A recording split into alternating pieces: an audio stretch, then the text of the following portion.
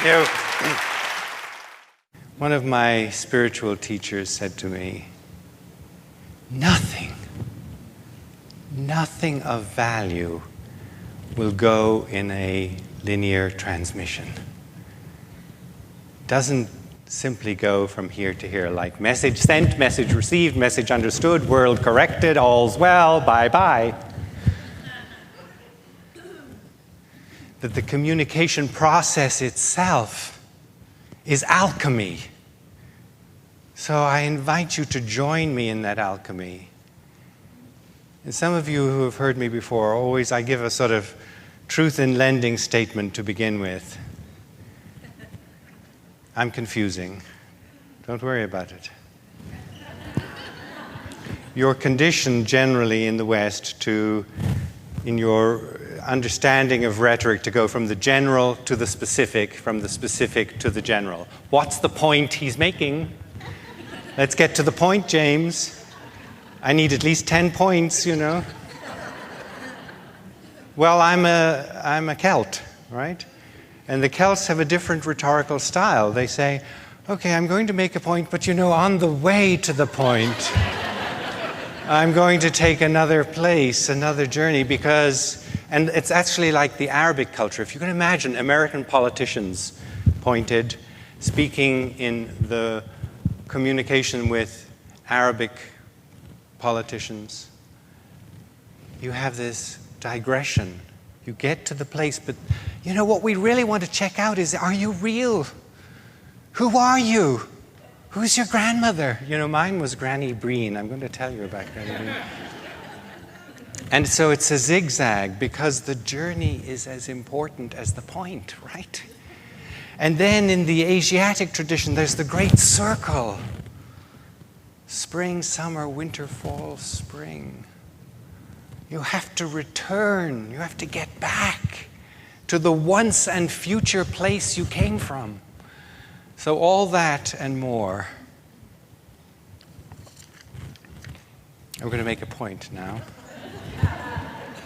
The paradox is now fully established that the utmost abstractions are the true weapons to control our thought.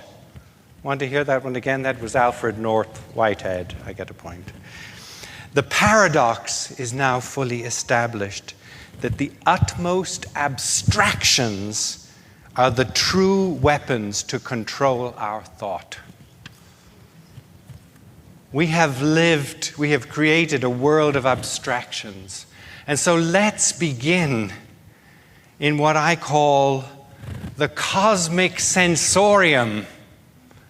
Let's return. You know, Bruno Schultz says, if you're going to get into a deep inquiry, what you have to do is tear up the floorboards of the soul and feel the starry firmament. Even in Plato's time, he said something is wrong. People are saying that the universe is dead rocks and gases. Wow. You know, Granny Breen, who lived off the grid before off the grid was off the grid. She was so advanced before her time. She would cook, you know, over the hearth, you know, she'd have her pots over the fireplace. That's where she cooked her breads. And I was a good Catholic boy who came from, you know, near Dublin. And so, of course, you know, you'd begin a meal and you'd say, in the name of the Father and the Holy Spirit, our Father, bless us, O Lord, and these thy gifts, you know, that grace. She'd say, she said, stop that. I need all the grace for me cooking. I put all the grace in me cooking. Don't you be wasting that grace now. And you know what she said? This woman who was a little severe, actually, not sentimental, not, you know, she wore that black, she had that toughness of spirit. She said, you need roots and you need stars. How often do you go out and experience the starry firmament? You are beings who resonate at the frequency of distant stars. Your blood is the red of Mars. Your planet Earth, has a frequency, they call it the Schumann resonance. It's about 7.8 Earths. It's exactly the resonance that you get into when you start to listen deeply. So here you are, isn't that a beautiful notion? That when you start to resonate in the constant sense of deep listening, you're resonating at the frequency of your own planet. In order to break the cruddy machine that has attached itself to your soul and your psyche and every membrane of subtle intuition, you have to experience some sense of a cosmic reality. And the cosmic story is so exquisite these days. It is a highly attuned universe. It is a deeply resonant universe. You know, I talk a little bit about the Mayan calendar and the time we live in. I'm not going to get into it today, but the Mayans had this word ku. And ku is creator, creative energy. Hunab ku is the creator. And il is the frequency of vibration. So they refer to the calendars, the kul kan. Ku, creator. Il, vibration. That's the calendar, feeling the vibration and the frequency of the resonance of the Creator. There's nothing else. The rest of it is bullshit. Go out. You know, Emerson has this beautiful, I'm going to not get him exactly right, but, you know, he's there and he's saying, I listened to the learned astronomer as he unfolded the charts and spoke of the heavens. And I walked outside and I looked up at the stars. Look up at the stars and remember who you are. This will help you. The first part of our medicine today. This will help you remember that this little story we're trapped in, this little crazed voice that goes on our TV sets and so on, is not the reality of realities.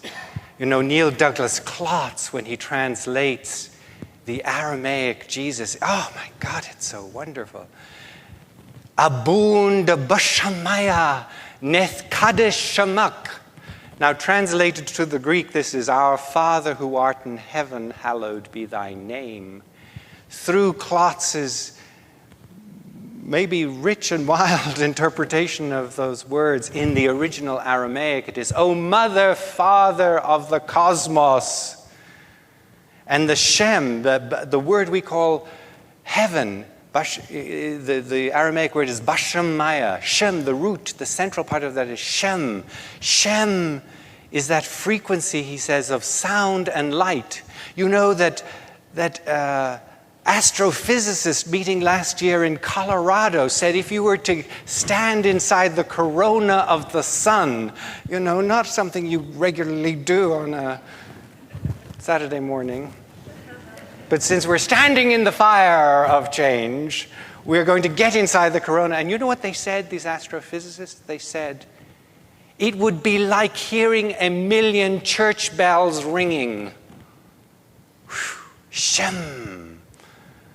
Cool, that sense of the frequency, the resonance of light and sound, that sense of frequency, Shem, Neth Kadesh Shamak. The translation is, bring your resonance into me. Let me resonate, Neth Kadesh Shamak, your Shem, into me.